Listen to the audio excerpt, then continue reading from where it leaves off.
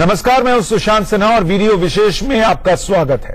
Video विशेष में आज हम आपको राहुल गांधी की कार पर जो हमला हुआ है उसके बारे में तफसील से बताएंगे और उस पर चर्चा भी करेंगे। गुजरात में राहुल गांधी की कार पर पथराव हुआ और उन्हें काले झंडे दिखाए गए। घटना गुजरात के बनासकांठा की है, जहां राहुल गांधी बाढ़ पीड़ितों का जायजा लेने गए थे। इसी दौरान वहां प्रधानमंत्री मोदी के समर्थन में नारेबाजी भी शुरू हो गई। मौके का फायदा उठाकर भीड़ में शामिल कुछ लोगों ने राहुल गांधी की कार पर पत्थर फेंके, जिससे कार का शीशा टूट गया। इस मामले पर अब गुजरात से लेकर दिल्ली तक सियासत तेज हो गई है। कांग्रेस और बीजेपी दोनों एक दूसरे पर वार पलटवार कर रहे हैं। इस पर हम चर्चा करें उससे पहले ये पूरी रिपोर्ट देखिए।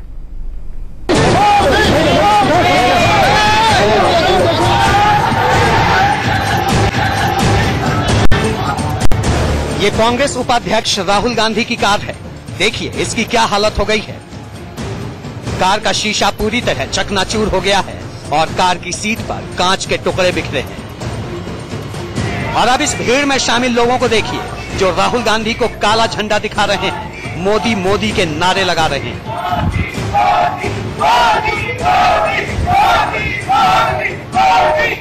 तस्वीरें गुजरात के बनासकांठा की हैं, जहां राहुल गांधी की कार पर कुछ लोगों ने अचानक हमला कर दिया। बड़े बड़े पत्थरों से कार को निशाना बनाया गया।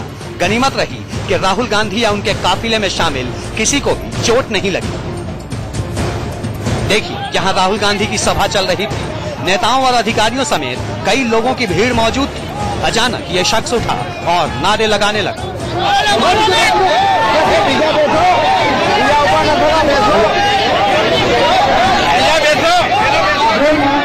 पुलिस वालों ने काबू करने की भरसक कोशिश की, पर वो नारे लगाता रहा।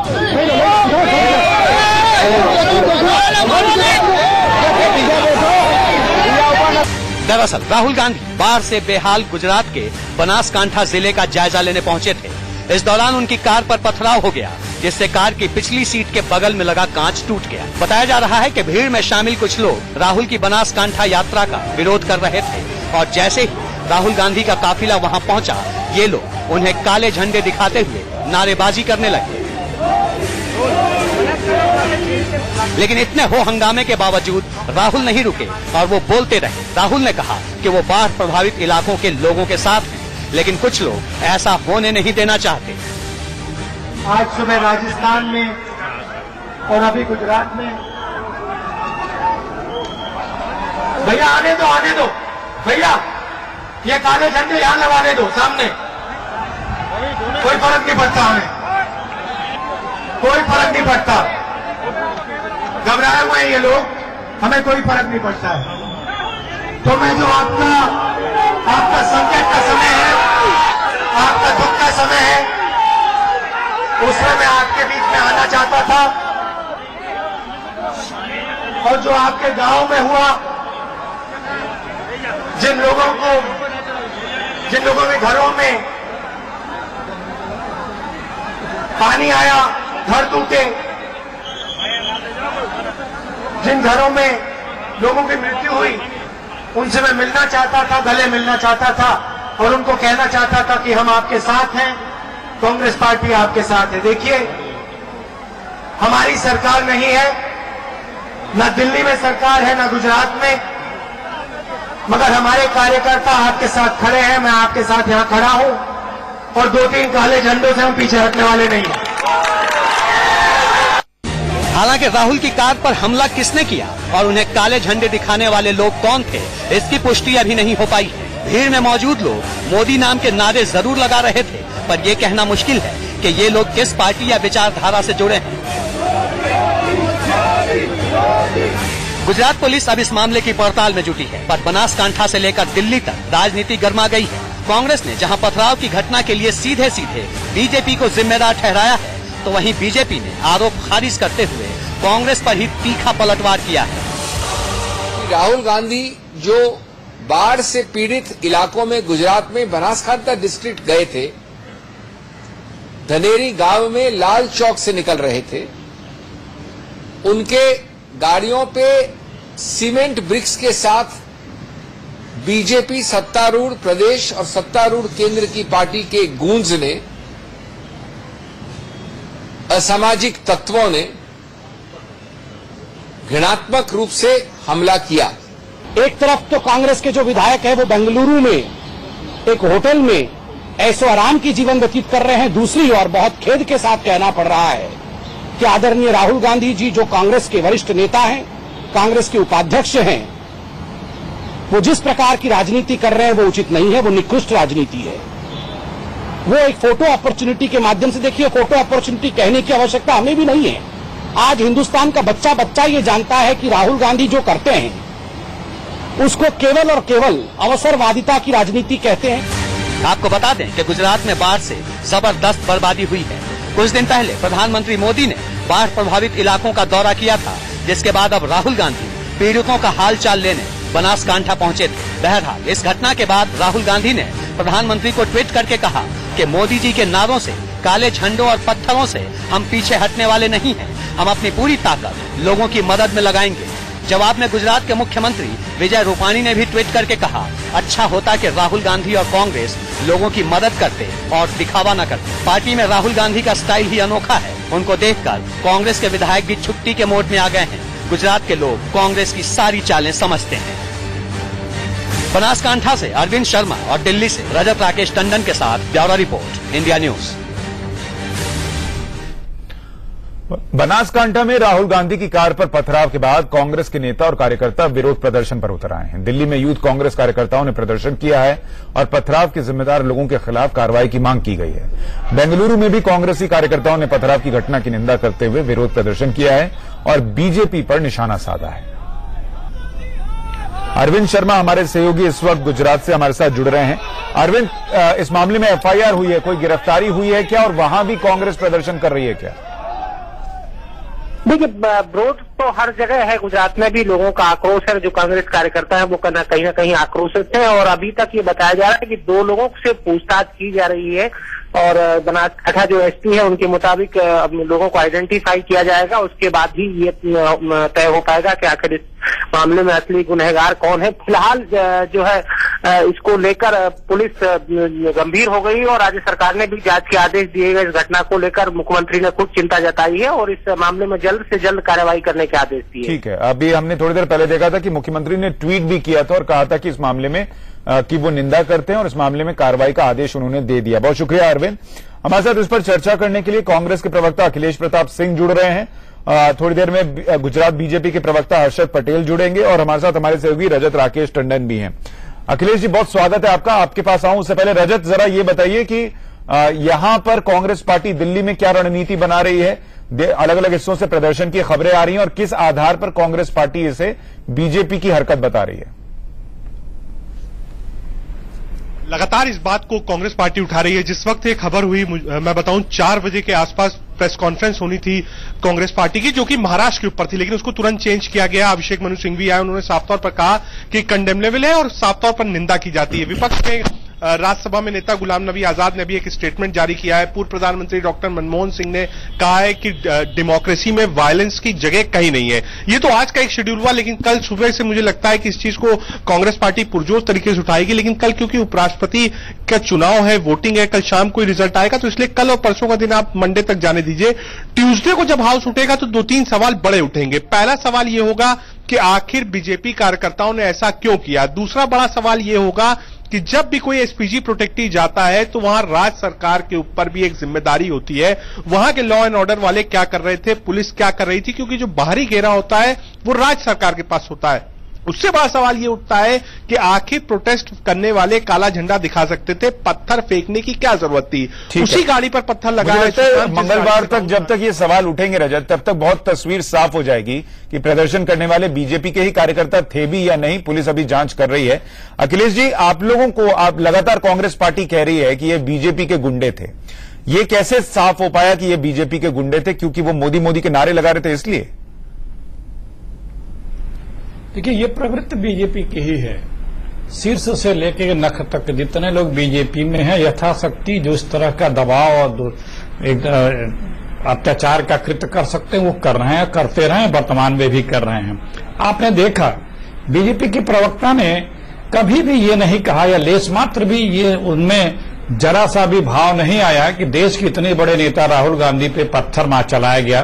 अगर वो 2-4 इंच आगे वो पत्थर उन्हीं के दूसरे शीशे पे लगा होता तो हो सकता था शीशा टूटने के बाद और क्या क्या चीजें कुछ भी हो सकता था। सही बात। लेकिन उस घटना की, इस पत्थर चलाने की बात की गंभीरता को न महसूस करते हुए उसको उल्टा दोषारोपण करने का प्रयास किया जा रहा है कि विधायक बेंगलोर में है। विधायक क्यों बेंगलोर में है ये सबको पता है, क्योंकि आपके अत्याचार से बचने के लिए वहां है।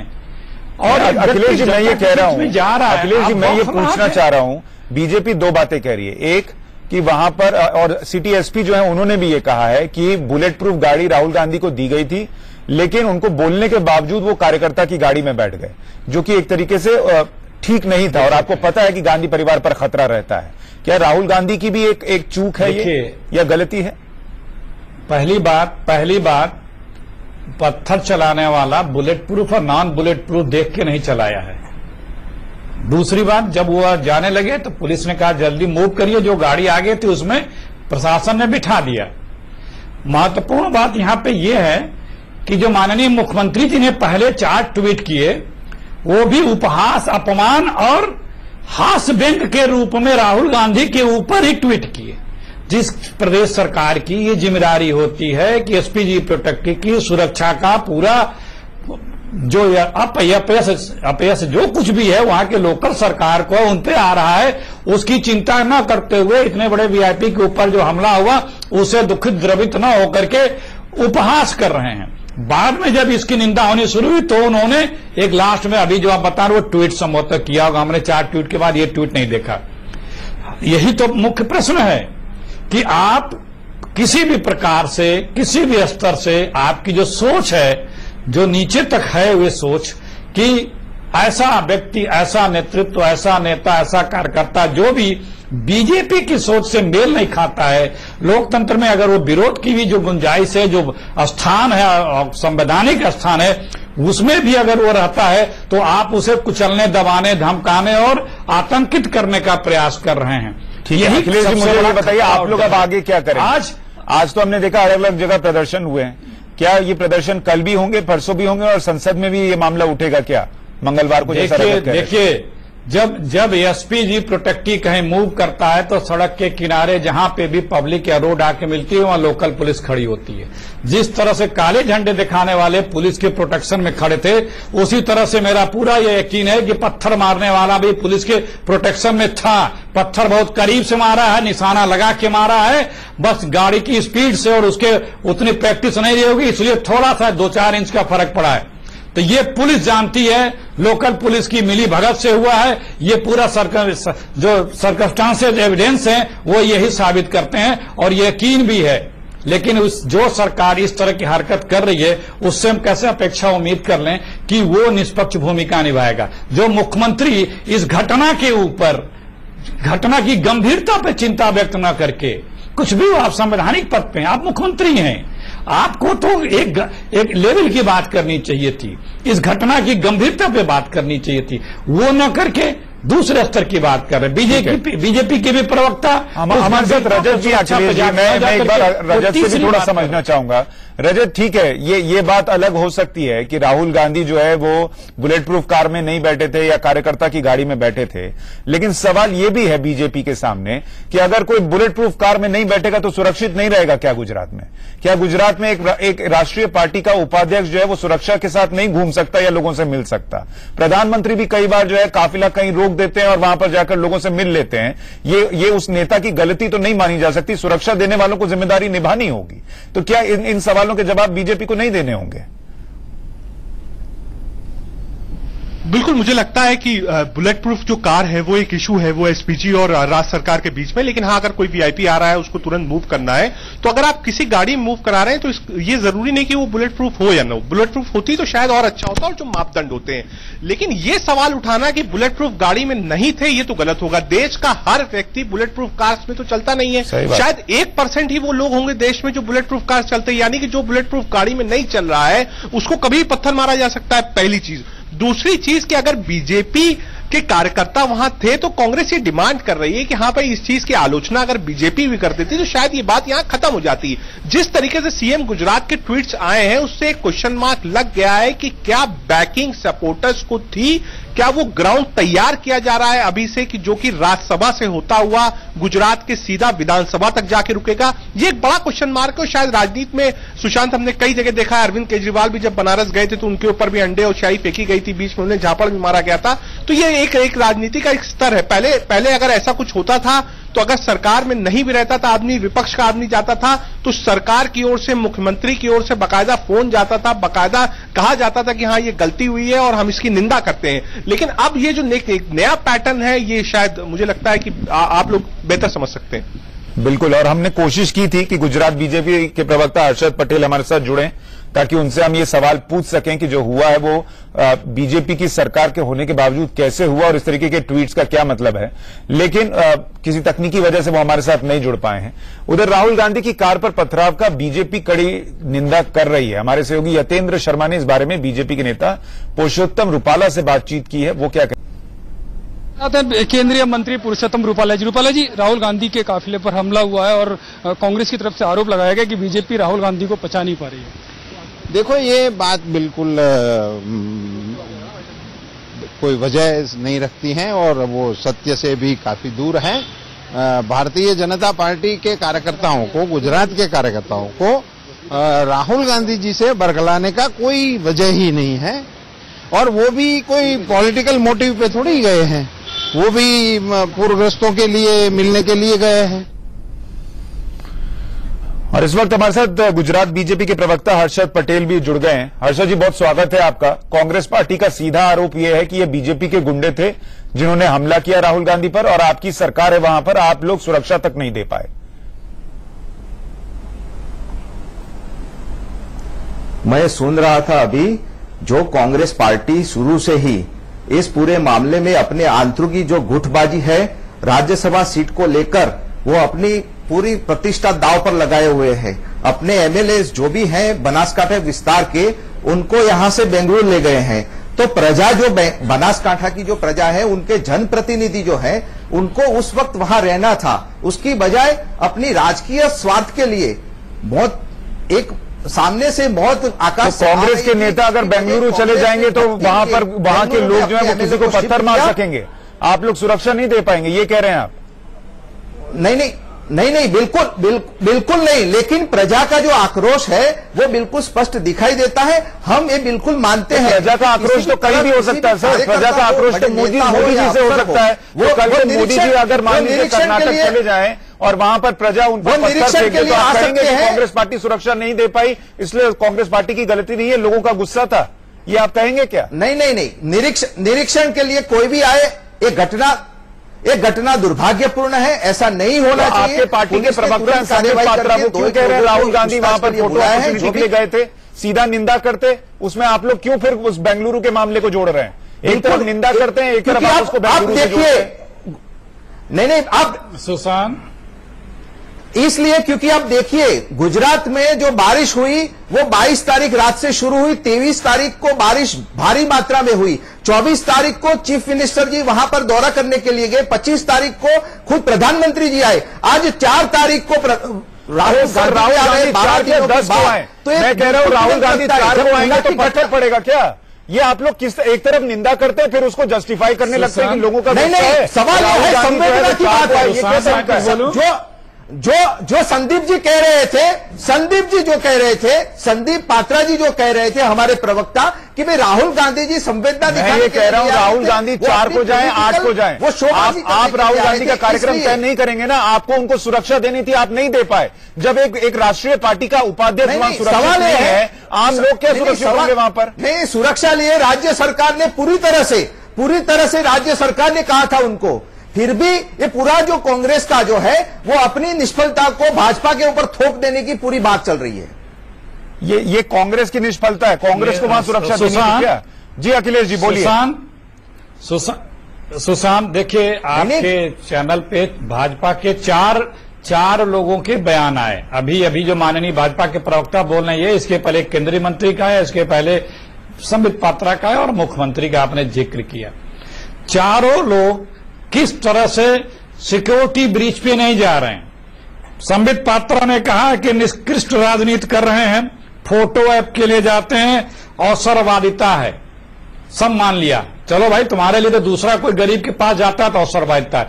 यही बात केंद्रीय मंत्री ने कही बीजेपी के, यही बात अभी हमारे भाजपा का नेता कह रहे हैं, यही बात बीजेपी के वहां के मुख्यमंत्री कह रहे हैं। प्रश्न ये है कि एक एसपीजी प्रोटेक्टी आपके हुकूमत में जाता है जी, आप उसे चाहे जो माने, और जो लोग मोदी मोदी नारे लगा रहे हैं वो लोग पत्थर मारते हैं पुलिस की सुरक्षा में। तो जिम्मेदारी, जवाबदेही तो वहां की स्थानीय सरकार की बनेगी ना। तो उस सरकार को अपनी जिम्मेदारी स्वीकारते हुए ये कहना है कि हाँ चूक हुई है, कैसे हुआ, हमें खेद है, दुख है, हम पकड़ेंगे, कार्रवाई करेंगे, सब कार्रवाई करेंगे। इन बातों को कह के किसी की भी कहीं भी सरकार हो सकती है, ऐसा कर रहे थे। और राहुल गांधी जो है वो पूरे मामले की जांच होगी, दुर्भाग्यपूर्ण है, बिल्कुल कहा है। लेकिन कांग्रेस पार्टी शुरू से ही राज्यसभा सीट के लिए, जैसे कि वहां बेंगलुरु में रेड पड़ती है तो वो भ्रष्टाचार, वही बात सर, आप लोग दुर्भाग्यपूर्ण बोलते हैं, फिर राज्यसभा में जोड़ते मामले को इस दुर्भाग्यपूर्ण शब्द का अपमान कर देते हैं। चलिए, मेरे पास इतना ही वक्त था। आप लोगों का बहुत शुक्रिया। जनता सब देखती है, सब तय करती है, और वो अपने हिसाब से समझ लेगी कि आखिर जो हो रहा है वो क्यों हो रहा है। और गुजरात में चुनाव भी बहुत दूर नहीं है, इसलिए आप समझ जाइए कि वहां राजनीति किस लिहाज से हो रही है। वीडियो विशेष में इतना ही, छोटे से ब्रेक